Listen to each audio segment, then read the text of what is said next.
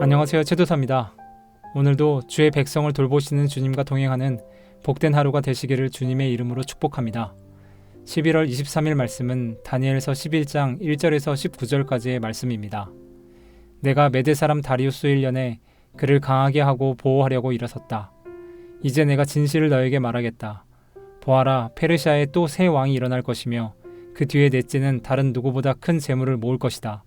그가 재물을 모으고 권세를 지게 되면 모든 사람을 격동시켜서 그리스를 칠 것이다.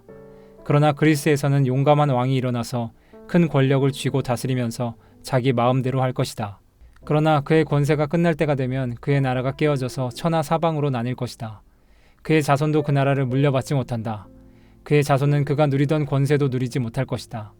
그의 나라가 뽑혀서 그의 자손이 아닌 다른 사람들에게 넘어갈 것이기 때문이다.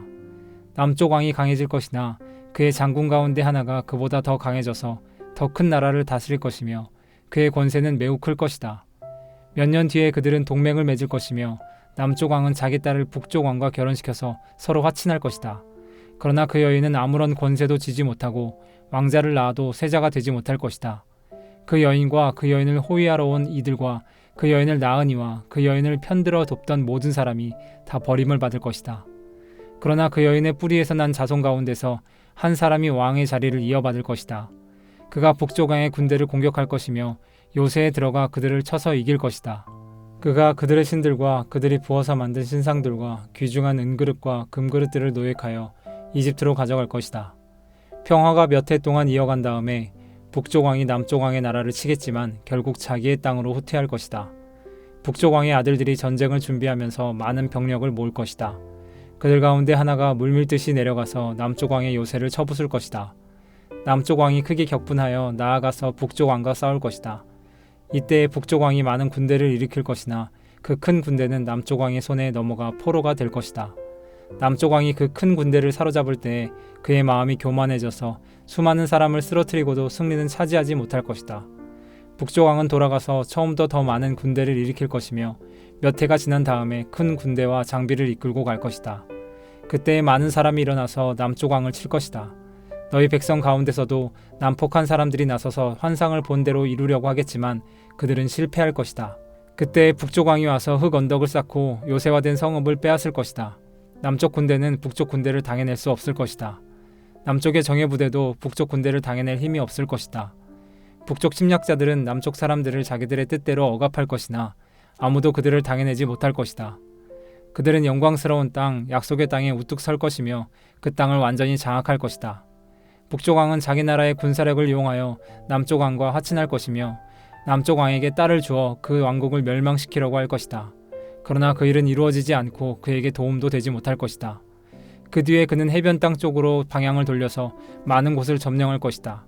그러나 한 장군이 나타나 그를 꺾어버려서 그가 더 이상 행패를 부리지 못하게 하고 오히려 북쪽 왕이 부리던 행패가 자신에게로 되돌아가게 할 것이다. 그 뒤에 그가 자기의 땅에 있는 요새지로 돌아가겠지만 비틀거리다가 넘어져서 사라지고 말 것이다. 하나님께서 다니엘에게 앞으로 이스라엘 주변에 일어날 왕과 왕국에 대해서 예언하셨습니다. 페르시아, 그리스, 그리고 그리스의 알렉산더 대왕이 죽고 난 후 그리스를 나누어 다스릴 남방왕 프톨레미 왕조와 북방왕 셀류커스 왕조의 역사까지 아주 자세하게 예언하셨습니다. 하나님은 포로가 되어 비참하게 살아가고 있는 이스라엘 백성들에게 왜 굳이 이스라엘의 주변 나라들의 역사를 이렇게 자세히 예언하셨을까요? 먼저 하나님은 이스라엘의 주변 나라들의 미래를 예언하시므로 하나님은 이스라엘의 하나님만이 아니라 모든 나라, 온 우주의 하나님이심을 가르쳐 주셨습니다. 이스라엘은 앞으로도 계속해서 근동을 호령하는 초강대국들을 만나게 되겠지만 그들을 향한 하나님의 예언이 성취됨을 보며 하나님은 이스라엘만의 하나님이 아니라 온 우주의 하나님이심을 깨닫기 원하셨던 것입니다. 이스라엘이 주목할 것은 강대국들의 군사력도 그들을 통치하는 위대한 황제도 아니고 온 우주의 역사를 주관하시는 하나님만을 주목하고 두려워하면 되는 것임을 알려주신 것입니다.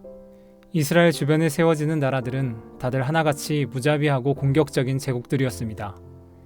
그들의 무기는 힘, 돈, 욕망이었습니다.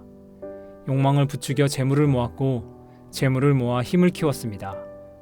원하는 것을 얻기 위해서라면 딸을 주는 것도 아까워하지 않았습니다. 이것이 그들이 살아가는 방식이었기 때문입니다. 이스라엘의 무기는 힘, 돈, 욕망이 아닙니다. 홍해를 가르신 하나님, 다윗과 솔로몬을 위대하게 하신 하나님이 이스라엘의 가장 강력한 무기이자 군대였습니다. 이스라엘이 살아가는 방식은 하나님의 말씀에 있었습니다. 이스라엘이 주변 나라들처럼 힘, 돈, 욕망을 의지하고 그들의 방식대로 살아간다면 포로로 살아가는 지금과 크게 다르지 않을 것입니다. 그러나 이스라엘이 그들의 가장 강력한 무기이신 하나님만을 의지하고 그 말씀에 순종한다면 하나님은 수많은 강대국들 사이에서도 이스라엘을 지키시고 이스라엘을 가장 강한 나라가 되게 하실 것을 알려주신 것입니다. 오늘도 역사를 주관하시는 하나님만을 주목하며 주님만 두려워하는 우리 모두가 되기 원합니다. 주님은 우리를 세상의 그 어떤 권세 있는 사람보다 강하게 하시고 담대하게 하실 것입니다. 주의 손이 늘 함께 하시고 우리를 보호하실 것입니다. 힘, 돈, 욕망을 따라 살아가는 세상의 방식이 아닌 하나님의 말씀을 따라 오직 그 말씀에 순종하며 하나님의 능력을 힘입어 살아가는 우리 모두가 되기를 기도합니다.